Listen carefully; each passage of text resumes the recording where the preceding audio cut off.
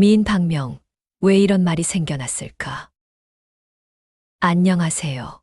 오늘은 조금 흥미롭지만 생각할 거리를 던져주는 주제를 다뤄보려고 합니다. 바로 미인 박명이라는 말입니다. 이 말은 아름다운 사람은 오래 살지 못하고 불행한 일을 많이 겪는다는 뜻인데요. 우리나라에서는 예로부터 유명한 미인들에게 이 표현이 자주 따라붙곤 했죠.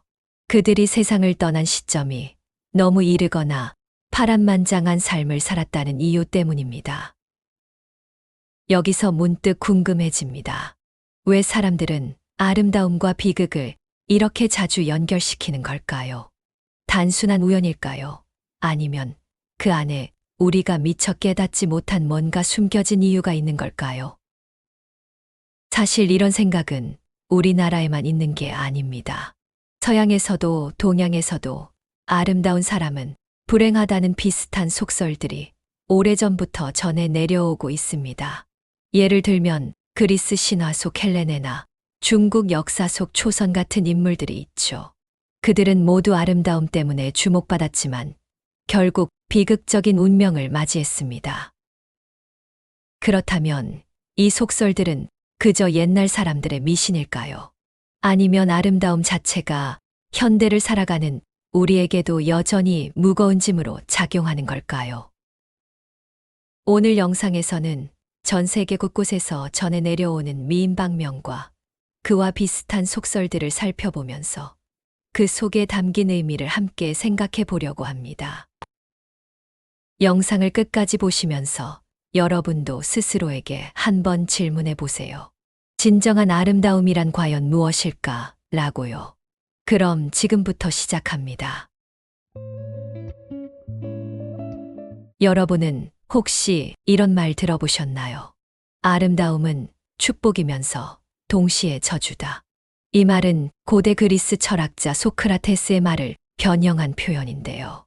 시대와 문화를 막론하고 사람들은 아름다움을 동경하면서도 그 아름다움이 사람을 파멸로 이끌 수 있다고 생각해 왔습니다. 그 대표적인 이야기가 바로 그리스 신화 속 헬레네입니다.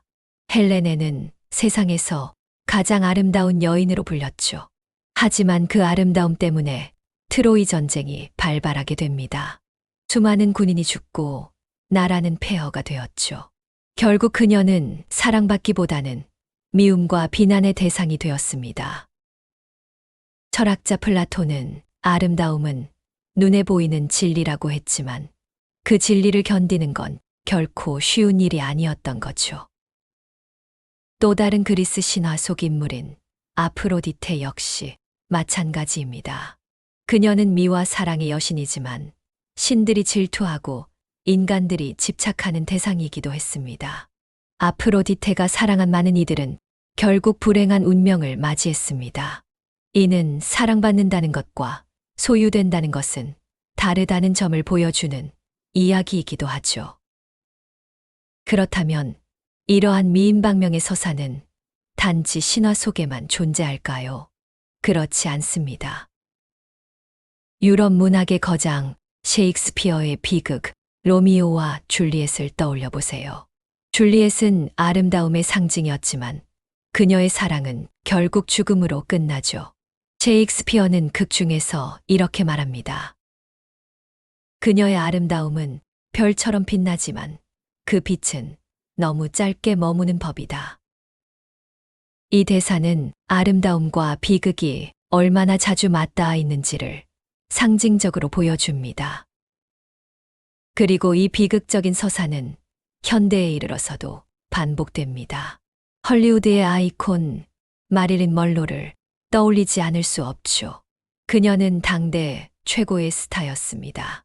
금발의 아름다움, 매혹적인 미소, 그리고 독보적인 매력으로 세계인의 사랑을 받았지만 동시에 끊임없는 소문과 편견에 시달렸습니다.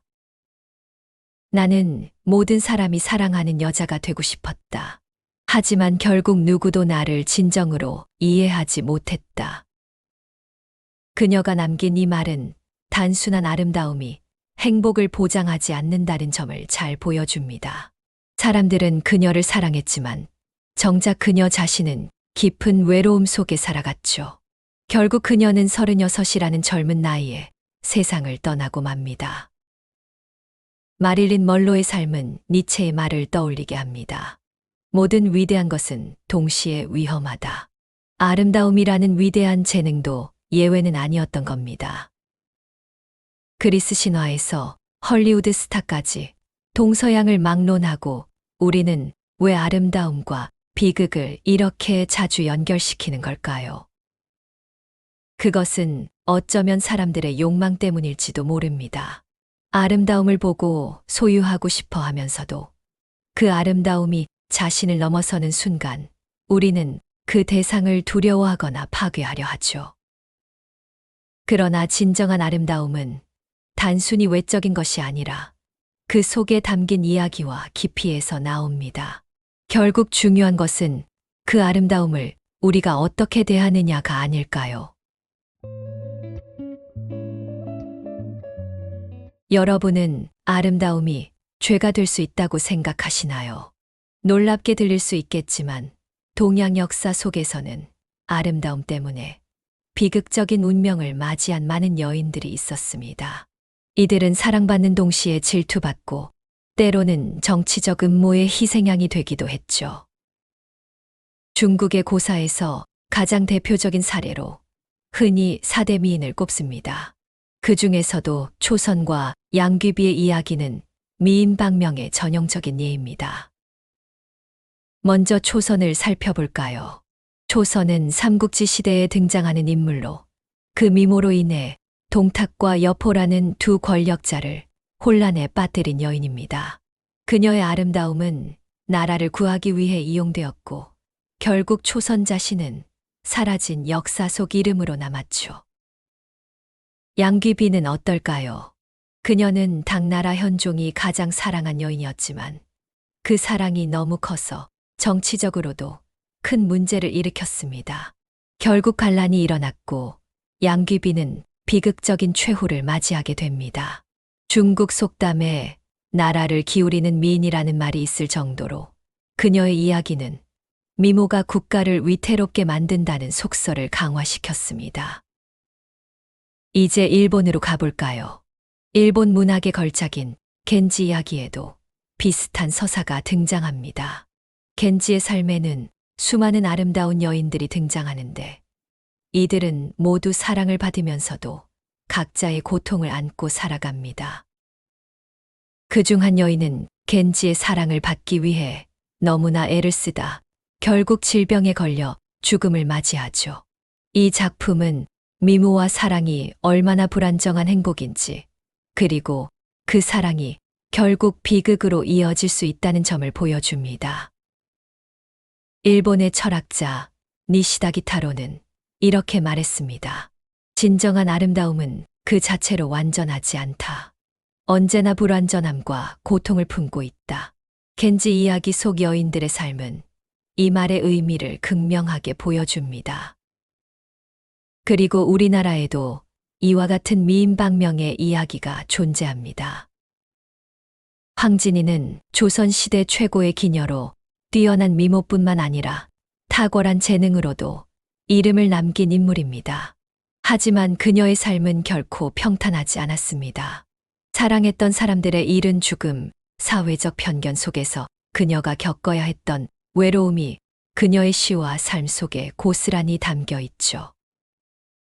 황진이가 남긴 한 시조는 이런 내용을 담고 있습니다. 동짓달 기나긴 밤을 한 허리를 베어내어 춘풍 이불 아래 서리서리 넣으리라. 이 시는 단순히 사랑에 대한 기다림이 아니라 그녀가 얼마나 많은 슬픔과 그리움을 견뎌야 했는지를 보여줍니다. 또 다른 인물인 신사임당도 흥미롭습니다.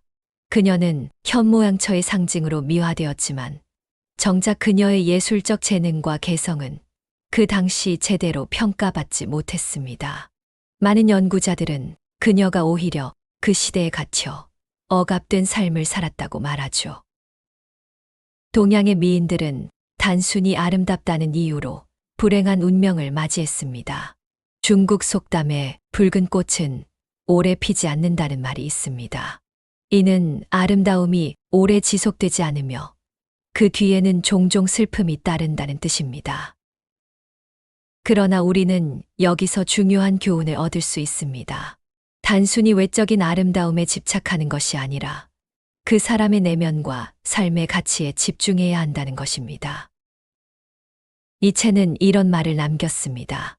삶의 가장 큰 예술은 자신을 아름답게 가꾸는 것이다. 그 아름다움은 외모가 아니라 자신을 어떻게 바라보고 세상을 어떻게 대하는가에서 비롯됩니다. 그렇다면 여러분에게 진정한 아름다움은 무엇인가요?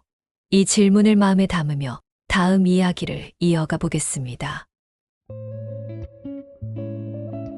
우리가 살고 있는 오늘날의 사회에서도 여전히 존재하는 미인 방명을 이야기해 보려 합니다. 어떻게 보면 이제는 옛날 이야기 같기도 하지만 정말 그럴까요? 오히려 지금은 아름다움이 더 큰 사회적 압박이 된 시대일지도 모릅니다. 소셜미디어를 한번 열어보면 알 수 있죠. 매일같이 완벽한 외모를 가진 인플루언서들이 올리는 사진과 영상들. 그런데 그 이면엔 어떤 이야기가 숨겨져 있을까요? 프랑스 철학자 장 보드리아르는 현대 사회는 이미지가 실체를 압도하는 시대다라고 했습니다. 우리가 보는 것은 그저 포장된 이미지일 뿐인데 사람들은 그 이미지를 진짜라고 믿고 거기에 자신을 끼워 맞추려 하죠. SNS에서는 더 날씬하게, 더 아름답게 보이기 위해 수많은 필터와 편집이 동원됩니다. 하지만 그 결과는 뭘까요? 바로 외모 강박입니다. 완벽해 보이는 사람들 속에서 우리는 스스로가 점점 초라해지고 부족해 보인다고 느끼게 됩니다. 심리학자 브레네 브라운은 비교는 기쁨의 도둑이다라고 했습니다. 아름다움에 대한 끊임없는 비교 속에서 우리는 결코 행복할 수 없는 상태로 내몰리게 되는 거죠. 그리고 그 압박은 유명 연예인들에게도 똑같이 어쩌면 더 가혹하게 작용합니다. 한때 세계적인 팝스타로 모든 사랑을 받았던 브리트니 스피어스를 떠올려 보세요. 그녀는 수많은 카메라 플래시 속에서 미소를 지었지만 정작 그녀의 마음 속에는 깊은 고통이 있었습니다. 끊임없는 외모 평가와 사생활 침해, 그리고 팬들의 끝없는 기대 속에서 그녀는 결국 정신적 고통을 겪게 되었죠. 브리트니는 이런 말을 남긴 적이 있습니다. 나는 모든 사람들이 나를 바라보는 방식이 나를 집어삼킬까봐 두려웠다. 이처럼 아름다움은 종종 사람을 자유롭게 하는 것이 아니라 더 깊은 속박으로 몰아넣습니다. 이건 비단 연예인들에게만 해당되는 이야기가 아닙니다. 현대 사회는 외모 중심적인 가치관을 끊임없이 강화합니다. 광고, 드라마, 심지어 우리가 쓰는 앱까지도 어떻게 더 아름다워 보일 수 있을까라는 메시지를 주입하죠. 하지만 외모 중심 사회가 초래하는 문제는 단순히 개인의 자존감에 그치지 않습니다. 채용 과정에서도 외모가 평가의 기준이 되는 사례가 여전히 존재하고, 특히 여성들은 예쁘지만 능력은 별로일 것이다라는 고정관념에 갇히기도 합니다. 미국의 작가 나오미 울프는 그녀의 책 미의 신화에서 이렇게 지적합니다. 미에 대한 강박은 여성들을 통제하기 위한 현대적 방식이다. 그녀는 아름다움이라는 개념이 여성의 능력과 자아 실현을 방해하는 수단으로 작동하고 있다고 경고했죠. 그렇다면 우리는 어떻게 해야 이 문제에서 벗어날 수 있을까요? 그 답은 아마도 우리가 아름다움에 대해 가진 기준을 다시 생각하는 데서 시작될 겁니다. 알베르 카미는 진정한 아름다움은 단순함과 진실성에 있다라고 말했습니다. 즉, 외적인 기준에 맞추려고 애쓰는 대신 스스로에게 솔직해지고 자신만의 가치를 발견하는 것이 중요하다는 것이죠. 우리는 모두 각자의 방식으로 아름답습니다. 그 아름다움은 필터나 편집이 필요 없는 진짜 나 자신에서 시작된다는 걸 잊지 않았으면 합니다. 오늘 이야기 여러분에게 작은 깨달음이 되었기를 바랍니다. 여러분이 생각하는 진정한 아름다움이란 무엇인가요? 댓글로 여러분의 생각도 들려주세요. 여러분은 혹시 이렇게 생각해 보신 적 있으신가요? 왜 아름다운 사람들은 종종 불행한 운명을 겪게 되는 걸까? 사람들은 흔히 외모가 뛰어나면 모든 것이 잘 풀릴 거라고 생각합니다. 더 많은 사랑을 받고 더 나은 기회를 얻으며 행복할 가능성이 높을 거라고 말이죠. 하지만 이 믿음은 과연 사실일까요? 오늘은 이 질문에 대해 심리학적, 사회적 관점에서 깊이 탐구해 보겠습니다. 먼저 심리학적인 관점입니다. 미국 심리학자인 에드워드 디너 교수는 연구를 통해 사람들이 아름다운 외모를 가진 사람들에게 더 긍정적인 성격이나 능력까지 부여하는 후광 효과가 있다고 밝혔습니다. 그렇다면 이런 후광 효과가 긍정적이기만 할까요? 사실 그렇지 않습니다. 외모가 뛰어난 사람들은 종종 자신이 원하지 않는 과도한 관심과 평가 속에서 살아갑니다. 끊임없는 비교와 기대 속에서 나는 진짜 누구인가? 라는 정체성 혼란에 빠질 수도 있죠. 세계적인 배우 앤젤리나 졸리는 한 인터뷰에서 이렇게 고백한 적이 있습니다. 모두가 내가 완벽한 삶을 살고 있다고 생각하지만 정작 나는 내면의 싸움에서 지는 날들이 많다. 이는 아름다움이 오히려 사람에게 심리적 부담이 될 수 있다는 점을 보여줍니다. 왜냐하면 사람들은 아름다운 이들에게 더 높은 도덕성과 완벽한 삶을 기대하거든요. 또한 심리학에서는 피그말리온 효과라는 개념도 있습니다. 긍정적인 기대가 긍정적인 결과를 이끌어내는 현상이죠. 하지만 반대로 과도한 기대가 무게로 작용하면서 실패와 스트레스를 초래하는 경우도 있습니다. 특히 아름다움으로 인해 더 많은 기대를 받는 사람들은 그 기대에 부응하지 못했을 때 더 큰 자책감을 느끼게 됩니다. 이제 사회학적인 관점으로 넘어가 보겠습니다. 프랑스 사회학자 피에르 부르디웨는 미적 자본이라는 개념을 제시하며 아름다움이 사회적 권력 구조와 깊이 연결되어 있다고 설명합니다. 즉, 아름다운 외모는 현대 사회에서 자산처럼 작용하지만 동시에 그 자산을 유지하기 위해 끊임없이 노력해야 한다는 압박도 따릅니다. 한 가지 흥미로운 사실은 이 권력 구조가 단순히 개인의 선택 문제가 아니라는 겁니다. 미디어와 광고 산업은 우리가 특정한 외모를 이상적이라고 믿게 만듭니다. 더욱 날씬하게, 더 젊어 보이게, 더 완벽하게 꾸며야 한다고 끊임없이 강요하죠. 이탈리아 철학자 움베르토 에코는 현대 사회는 미의 독재 하에 있다고 했습니다. 그는 우리가 스스로 원하는 아름다움이 아니라 사회가 요구하는 아름다움에 맞추려고 몸부림친다고 지적했죠. 그렇다면 이런 구조 속에서 사람들은 어떤 고정관념에 빠지게 될까요? 바로 아름다움은 행복이다 라는 믿음입니다. 하지만 이 믿음은 실제로 얼마나 진실일까요? 미국의 심리학자 진 트웬지는 자신의 연구에서 외모와 행복 사이에 직접적인 상관관계가 거의 없다고 밝혔습니다. 오히려 아름다움에 지나치게 집착하는 사람들은 더 불안과 우울을 겪을 가능성이 높다고 했죠. 이제 우리는 다시 처음의 질문으로 돌아올 수 있습니다. 미인 박명은 정말 단순한 우연일까? 아니요. 그건 우연이 아닐 수 있습니다. 심리적 압박과 사회적 구조가 아름다운 사람들에게 더 무거운 짐을 지우고 그 결과 더 큰 고통을 초래하는 경우가 많기 때문입니다. 그러나 여기서 중요한 점은 우리가 가진 아름다움에 대한 고정관념을 바꿔야 한다는 것입니다. 미국의 시인이자 사상가 랄프 왈도 에머스는 이렇게 말했습니다. 아름다움이란 단순히 보는 것이 아니라 느끼는 것이다.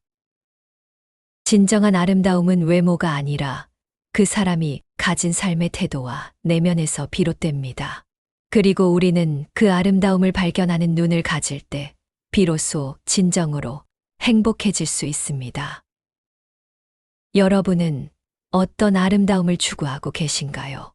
댓글로 여러분의 생각을 들려주세요. 오늘 우리가 함께 이야기한 미인방명이라는 속설, 그 속엔 단순히 외모와 비극이 연결된 이야기가 아니라 더 깊은 성찰의 여지가 담겨 있었습니다. 그리스 신화에서 중국 역사에서 또 현대 사회에 이르기까지 우리는 아름다움이 축복이면서도 때론 무거운 짐이 되기도 한다는 것을 보았습니다. 그리고 그 과정에서 분명한 교훈 하나를 발견하게 됩니다. 진정한 아름다움은 외모에만 있는 것이 아니다. 아일랜드의 작가 오스카 와일드는 너 자신이 되어라. 다른 사람이 이미 있으니까 라는 말을 남겼습니다. 아름다움은 남들이 정해놓은 기준에 맞추는 데서 오는 것이 아니라 스스로의 모습을 받아들이고 자신의 삶을 사랑할 때 비로소 진정으로 빛나는 것입니다. 여러분 주변에도 있을 겁니다. 처음 봤을 땐 그저 평범해 보였지만 시간이 지날수록 깊은 매력으로 다가오는 사람들. 그들이 가진 아름다움은 외모가 아니라 마음의 깊이와 삶을 대하는 태도에서 비롯된 것이죠.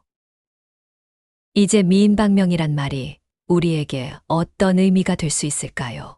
단순히 아름다움은 비극을 부른다는 운명적 속설이 아니라 삶의 균형을 찾으라는 하나의 메시지로 해석할 수 있지 않을까요? 중국의 철학자 노자는 만족을 아는 자는 부유하고 멈출 줄 아는 자는 평안하다고 했습니다. 균형 잡힌 삶이야말로 진정한 행복과 아름다움으로 이끄는 길이라는 것이죠. 아름다움은 더 이상 우리가 쫓아가야 하는 목표가 아닙니다. 오히려 그건 우리가 이미 가지고 있는 것들 속에서 발견해야 하는 가치입니다. 외모가 아닌 내면의 힘, 삶의 태도, 그리고 주변에 대한 사랑과 이해 속에서 말이죠. 마릴린 먼로는 생전 이런 말을 남기기도 했습니다. 나는 모든 흠이 있는 나 자신으로 사랑받고 싶었다. 그리고 이건 우리 모두가 가져야 할 마음가짐이 아닐까요? 오늘 이야기로 여러분에게 작은 위로와 깨달음이 되었길 바랍니다. 진정한 아름다움은 이미 여러분 안에 있다는 것 꼭 기억하세요. 함께 해주셔서 감사합니다. 다음 이야기에서 또 만나요. 시청해 주셔서 정말 감사합니다.